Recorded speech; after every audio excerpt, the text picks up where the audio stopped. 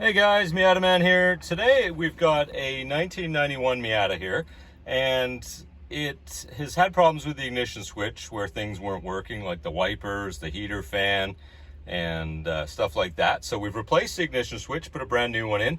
There was some melting on it as well, and so we've definitely solved that problem. But the fan still isn't working.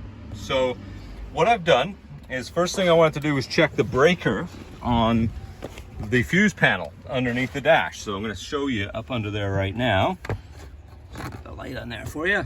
So up under here is where the fuse box is. Now yours may or may not have the cover. People tend to lose the covers on these things, but what you want to do is pull this cover off. Just get the light in there for you. There you go.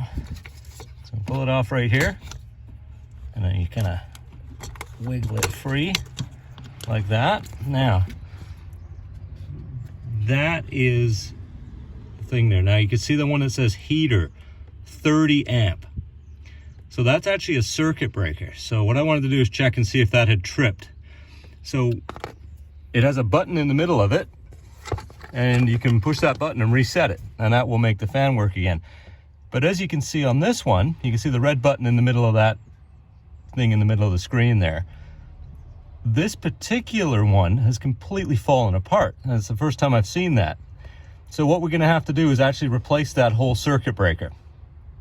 So I'm going to pull that out and put a new one in, but I wanted to let you guys know that there is a circuit breaker in there with a little red button on it to reset it, and that is on the interior fuse box. So I hope that helps. If you have any problems, if you have any comments, put them in the comments section. Please subscribe to the channel, hit the like button, and I'll make more videos for you soon. Thanks.